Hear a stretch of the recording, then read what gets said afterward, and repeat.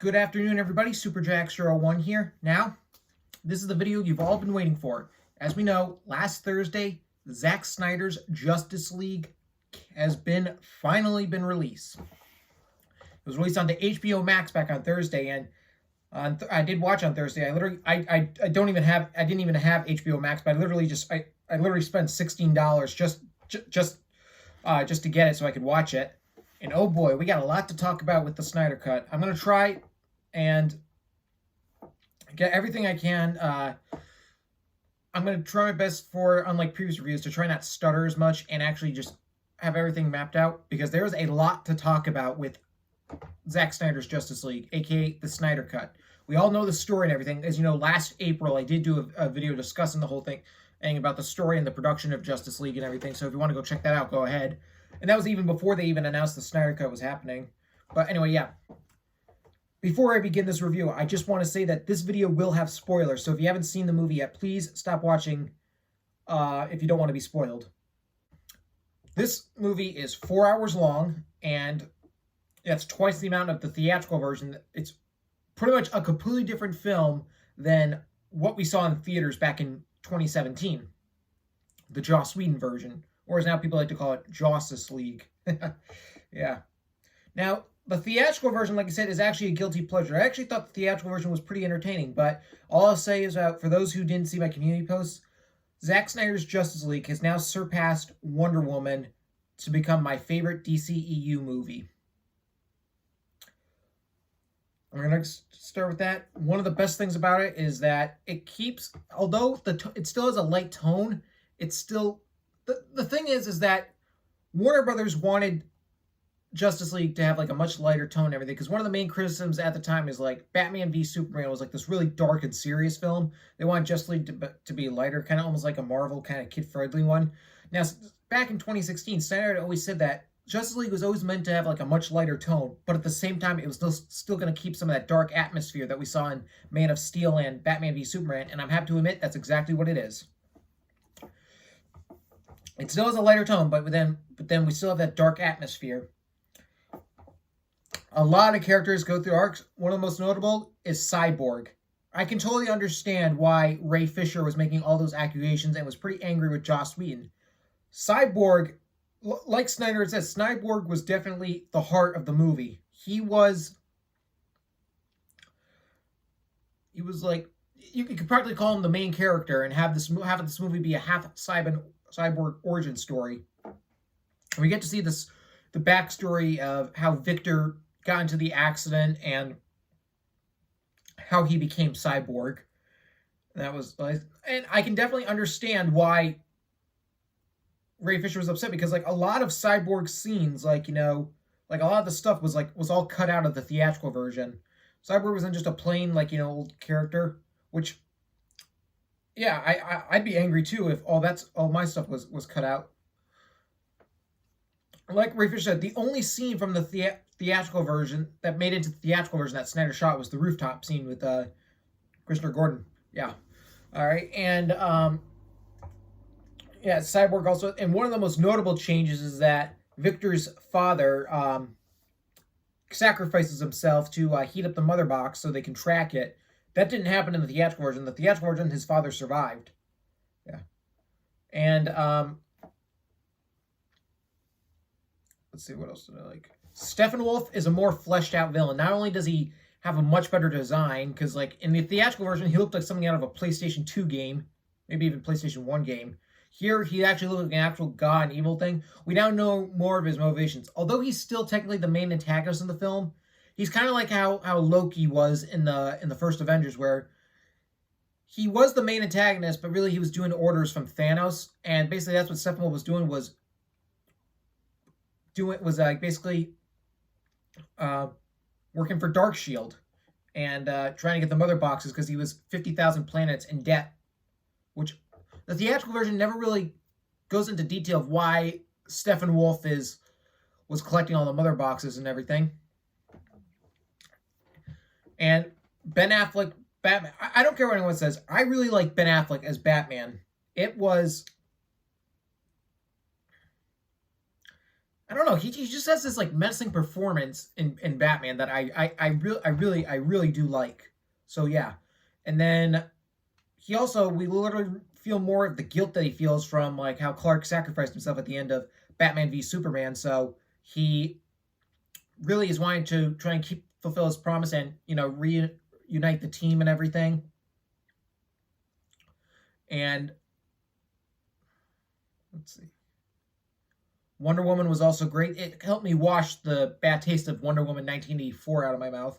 Oh, I don't hate Wonder Woman 1984 like everyone else does, but I just thought it was just a decent movie. Like I loved it the first time, but then after a couple rewatches, it just didn't really.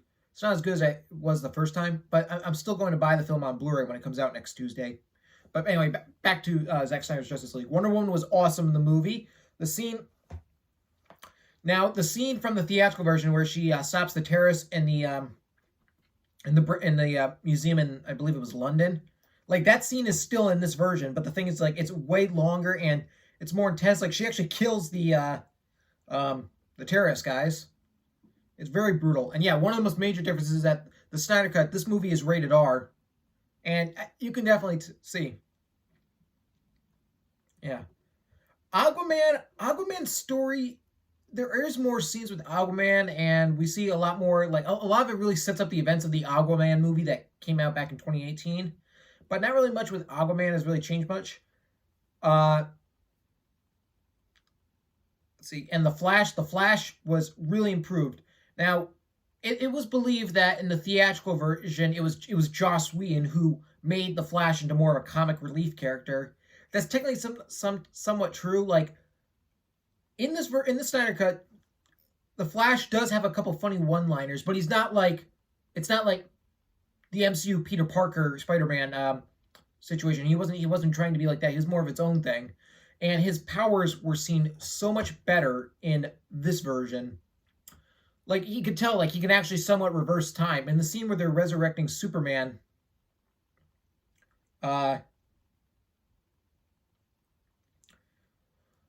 in the scene where they're resurrecting Superman, like if you saw the theatrical version, there's a scene where they put Clark's body in the fluid, and there's a picture of his adoptive father there that sinks to the bottom of the water, and it showed that Flash's powers could reverse time. So then you could see the picture coming out of the water, and yeah, that's nice. And there's also the great scene where Flash doesn't really appear until a little later in the movie. Flash doesn't appear until Barry Allen. He doesn't appear until about 70 minutes into the movie, till about an hour and 10 minutes into the movie. And even then, his introduction is not where he's going to visit his father in jail. That scene happens a little later. Instead, his first scene is where he's going for a job interview as a dog walker, and he saves. There's the scene that was in the trailer everybody talked about where he saves Iris. That was a great scene. It really shows off Barry's powers and everything. And Superman was great in the movie. I love that. I think Henry Cavill is a great Superman. Like, yes, I'm glad I've finally been pronouncing his last name correctly. In my earlier videos, I kept pronouncing it Henry Cavill, but it's Henry Cavill. So once again, I do apologize for that. But yeah, Henry Cavill was awesome as Superman. I loved the black suit. Like, I think everybody wanted to see the black suit, so that was great that we got to see that. And let's see, what else did I put? The way the fight scene between him and Steppenwolf was way better than it was in the theatrical version. In the theatrical version, like the game was struggling with how to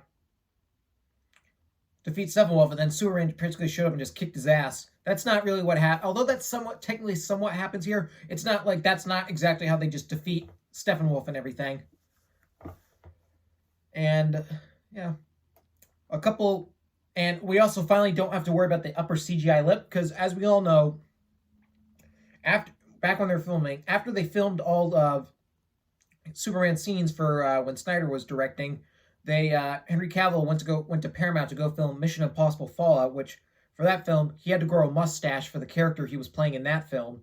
Then he was called back by Warner Brothers to do reshoots for Justice League. And originally, the director of Fallout, Christopher McQuarrie, he actually gave them permission for Cavill to shave the mustache in exchange for them giving him $3 million so his crew could digitally recreate the mustache until it grew back. But Paramount interfered, so as we all know then, Henry Cavill had to do the reshoots with the mustache, and then the VFX team had to digitally remove it, and the result was not pretty.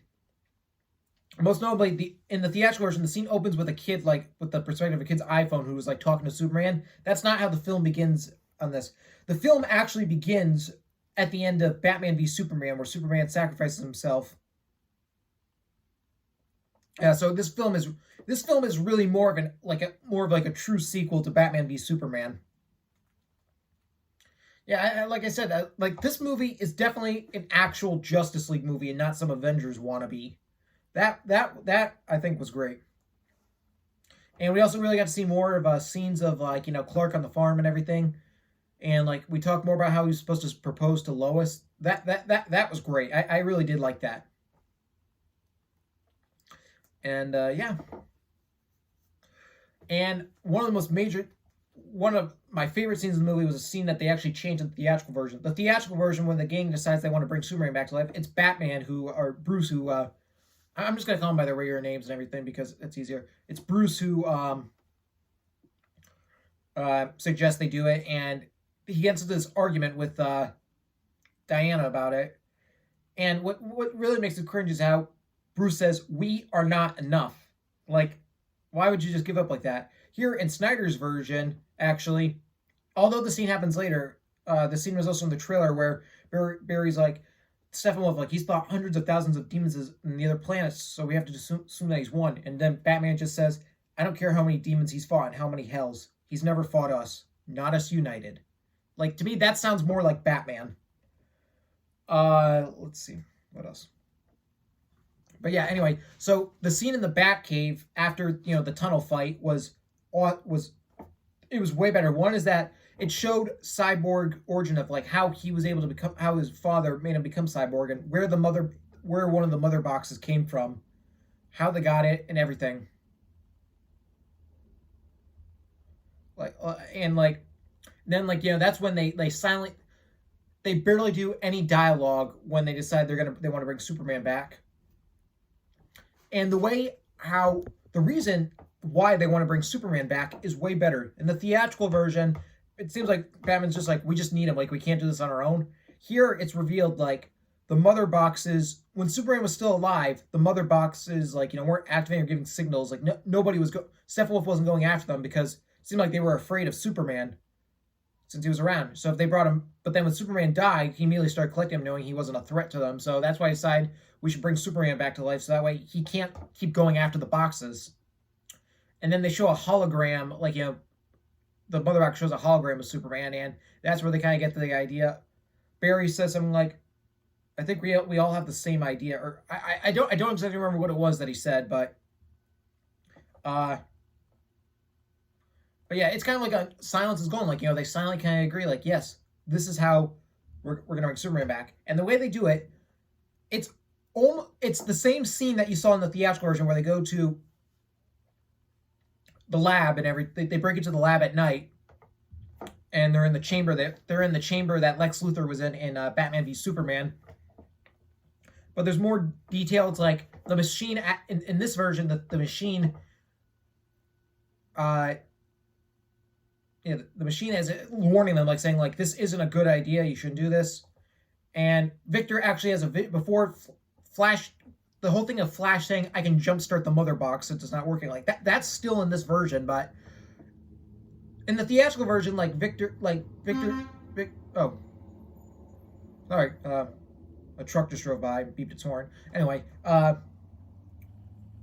in the theatrical version, Victor was telling Barry, like, you have to touch the box the moment it touches the fluid. There was no explanation for why that is. Here in the theatrical version, that line is not in there. And what it is that in the theatrical version, in Snyder's version, excuse me, sorry for the stuttering. In Snyder's version, before Barry begins, like, charging, Victor then has a vision of what could happen then if they bring Superman back to life. And at first he says, no or don't, but Barry mishears it as go, and that's where he just touches it, and that's when the whole reverse time thing happens, and they successfully bring Superman back to life. Yeah. The fight with Superman and the Justice League is almost the same, but there's quite major differences. One of them is, I don't know if they redubbed it and everything, but one of the most cringed or hated parts of that scene was when, after Cyborg's armed defense system almost hits Superman and he's about to attack him, Diana says, "Kal-El, no." But the way she says it, I'm going to do my best of impression of Gal Gadot. Yes, I finally also pronounced her last name. I kept pronouncing it Gal Gadot, but it's Gal Gadot. She says it like this, "Kal-El, no," like she's trying to reprimand a dog. In the Snyder version, like, I don't know if they redubbed it or used a different take, but she actually says it like panic. She's like, "Kal-El, no!" Like that, like, was a much better take. And the fight scene between Superman and the Justice League is much longer. Well, not much longer. It's a little longer, but how it ends, like the confrontation between Batman and Superman is way different. Like, Superman doesn't intimidate or taunt Batman by saying, "Tell me, do you bleed?" Here, like, Batman has like his armor's defense system on, and then Superman is just eye lasering him, but he's not hurting him. That was a really cool scene. And Lois Lane involved. She's absent from most movie. In the theatrical version, Bruce had Lois Lane there as like a backup in case something happened. That's not here. In Snyder's version, it's real. Like, every day, Lois typically goes by the Superman Memorial Service, and then Superman Memorial Service, and she usually is friends with the cop that's usually around there. In this version, Lois was there, and when she was walking away, she saw Superman, like, come out of the sky when he was brought back, and then she walked over there. So it's just a coincidence she was there. It wasn't used as like a tool. And because it kind of connects to the nightmare scene, or the scene in Batman v Superman where Bruce sees Barry Allen, and Barry's like, "Lois Lane is the key." Well, am I too early? That's pretty much what that scene was referencing. And the final battle, the third act of the movie, is completely different. Completely different. One of the most thankful things that the thing with the Russian family and everything, and them being trapped in their house, like, everybody hated that. That's not in there. Like, the whole thing of, oh, they got to get all the villagers out or people and everything, none of that is in Snyder's version. I like that. The third act was amazing. It really adds to Barry's character. He practically is the one who practically saves the movie. I'm trying to remember what exactly it was. Cyborg is trying to hold down, like, shut down the mother box a bit, and he needs Barry to run. I do not exactly remember what it was, but then Barry gets wounded, and he can barely move, but then at the last possible second, he's able to save it. And the way Steppenwolf is defeated is great, and it's also kind of graphic. In the theatrical version, he was like kind of scared away after the bug things. I don't remember what they were called. Kind of just swoop around him, and he just vanishes away. In Snyder's version, one of them, I think it's Wonder Woman. Wonder Woman flat out just decapitates him. I was gonna say fucking decapitates him, but although I just said it, but no, Wonder Woman just decapitates him, and his head goes through the portal where Darkchill is standing, and that's it. And that was amazing. And the fight between I just say this: the fight between Superman and Steppenwolf was like way better. And the ending of the movie kind of makes sense. The mid-credit scene, yeah, I'm pretty sure it was a mid-credit scene, or maybe it was a post-credit. I don't remember. In the theatrical version, there were two credit scenes. One was the race between Superman and Flash, and the other was the scene with Lex Luthor. I don't exactly remember which one came first. I believe the Lex Luthor one was the mid-credit scene, but if I'm wrong, somebody please let me know in the comment center. that's no longer a credit scene. It's actually like a scene in the like in the actual movie, like before the credits and everything. But the way it seemed like it was setting up for Ben Affleck's standalone Ben Affleck's Batman solo movie, which of course we know never happened. Um, but it was a cool scene. But then the one of the last scenes is a continuation of the nightmare scene from Batman v Superman, where it's now Batman, Mira, Cyborg, and Flash. They're in the desert and everything, and they confront Jared Leto's Joker, because Jared Leto did return. Because Jared Leto technically is still the Joker of the DCEU, because we all know that the Joker movie, the one with Joaquin Phoenix, that takes place in its own separate universe, but Jared Leto returned for the first time since Suicide Squad, and I'm going to say he nailed it. He definitely redeemed his Joker. I am a little disappointed. I think a lot of people are disappointed. His line in the trailer where we live in a society where honor is a distant memory. Isn't that right, Batman? That line is not in the movie, though. Apparently, according to what Zack Snyder said, they shot two versions of the scene. One of them included the line, and the other one didn't. Eventually, they decided to go with the one that did include the line. But I still don't like Jared Leto's laugh for the Joker, but I think I understand why they kept it, why they kept the one he had from Suicide Squad, just to remind people, like, this isn't like a new iteration, like, that's still the Joker from Suicide Squad. But yeah, he looks way better and literally acts more like the Joker. And it's almost like he's trying to become like an ally to Batman. Although, the speaking voice, I don't know if it was just me, but did it seem like Jared Leto was just using his normal speaking voice when playing the Joker? Is that just me? It really, part of it sounded like a Joker voice, but then most of it really just, it sounded like his normal speaking voice, which was kind of weird. But I do love that scene. Anyway, a minute ago I mentioned Mira. As you all know, we're all angry. Nobody wants Amber Heard to be in Aquaman 2. I'm really hoping they fire Amber Heard from Aquaman 2 because of what she did to Johnny Depp. I mean, Johnny Depp was fired from Fantastic Beasts 3, but I was okay with Mira being in Aquaman.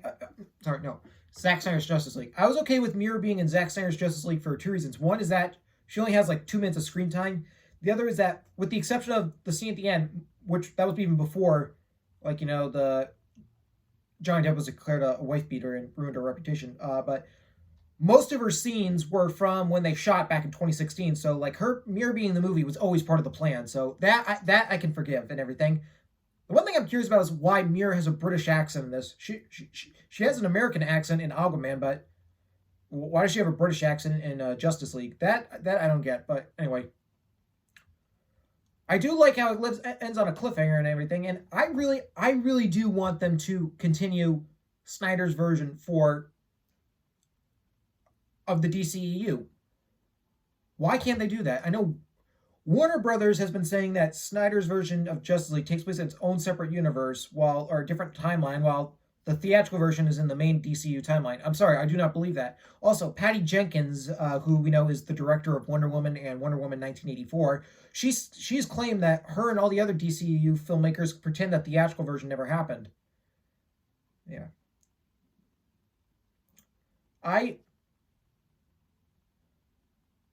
There are a couple problems, though, but most of them are minor. Honestly, I think the first hour of the movie, the pacing is kind of wonky a bit, but I understand why it's kind of like that. It's that, like, they're really most of it is just set up introducing Steppenwolf and his backstory and everything. That is totally understandable. That I can forgive. But then after about an hour or so, like, that's when things start picking up, and then it doesn't. The time doesn't drag. The pacing doesn't drag. Part of me kind of understands why this 4-hour version was not released to theaters, because not many people would want to sit through a 4-hour movie. But then again, Endgame was 3 hours long, and that was the highest grossing film of all time until, as we all know, Avatar retained the crown. But who knows? Reclaim the crown, because they re-released it in China. But who knows? Many people are betting that Disney will just re-release Endgame again. I really hope they do, because that film deserves highest grossing film. But yeah, I do also like how the Amazons have way more screen time in this version. In the theatrical version, they only appeared at the very beginning when Steppenwolf is introduced and he takes the mother box from them. They have more, and then also when they send the signal to Diana. Those are the only two scenes that the Amazons appear in the theatrical version. In Snyder's version, they have way more scenes and everything. Yeah. Like I said, I do like how I do really feel bad for Ray Fisher and everything. Like Cyborg was practically, you could almost practically call him the main character of the movie. Like he had like a whole arc and everything, and almost pretty much all of that was cut out of the theatrical version. I don't know why they did that, why Joss did that, but I'll be honest here.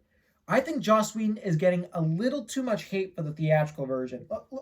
Oh my God. He is definitely 100% guilty for how it came out. I'm not denying that because of his, like, I've heard about his on-set behavior and everything. But I think Warner Brothers was far more to blame than Whedon himself. I mean, the fact that the studio even hired Joss Whedon, a man with the exact opposite directing style as Snyder, was a giant red flag. And not to mention all the lies that they said. I've read articles and everything. When it was announced that Snyder was when Whedon was taking over on the project, they said Snyder had picked Whedon to take over, and Whedon was just finishing Snyder's version, and they were just basically putting some finishing touches. And the reshoots were very minor because, as we all know, almost every major blockbuster film always undergoes reshoots. It happens to almost everyone. It's happened to Marvel. It happened to all the Avengers movies, Star Wars, like Infinity War and Endgame, all had major reshoots or minor reshoots, I should say. I mean, with Star Wars, like Rogue One's entire third act was reshot and everything. Let's see. But yeah, but they said that during the reshoots, Whedon would write and direct in the same style as Snyder to avoid any tonal shifts, and that the movie was still very much Snyder's movie. Everyone, when they saw the theatrical version, they're like, "That's not true at all." Many people believe now Warner Brothers basically just went up to Whedon and they're like, "We don't like what this guy is doing. Can you fix this and make it like the Avengers?" Yeah. Like I said, Joss Whedon is very much responsible for what happened, but Warner Bros. Was the one who caused all this in the first place. Because the thing is, and also like Whedon didn't have much time to work on it. He only had a couple months to work on it because remember, Warner Brothers refused to delay the movie. They wanted Justice League to keep its November 2017 release date in order to get their Christmas bonuses from AT&T, who eventually became their parent company, who eventually bought the studio. I believe that maybe if Joss had been given a little bit more time, maybe he could have come up with something decent. But then again, like they shouldn't have tried to mess with Snyder's film in the first place. Yeah. But like I said, Zack Snyder's Justice League is amazing. If this was the version that people saw in theaters, would have gotten a much better reception, and the DCEU would probably be in a different place than it is now. Oh, like I said, after Justice League, I did like Aquaman, and I really do like Shazam. Shazam is an awesome movie, and Birds of Prey I thought was mediocre, and Wonder Woman 1984 I'm kind of split on, but still enjoyable. Here is my current ranking of the DCEU movies, where this is including director's cut and everything. Zack Snyder's Justice League. Yeah, Zack Snyder's Justice League. Yeah, this is from best to worst, excuse me. So, Zack Snyder's Justice League. Wonder Woman, the first film. Shazam. Aquaman. Batman v Superman, the Ultimate Edition. Man of Steel. Justice League, the theatrical version. Wonder Woman 1984, Suicide Squad, Birds of Prey, and Batman v Superman, the theatrical version. Pretty sure that's all of them, if I forgot any. Yeah. Unlike the MCU, I've kind of more been with the DCU, almost seeing all their movies and everything. The only movies that I didn't see in theirs I didn't see in theaters when they came out were, aside from Zack Snyder's Justice League, were Man of Steel and Suicide Squad. But yeah, Zack Snyder's Justice League, awesome movie. Currently my favorite movie of 2021.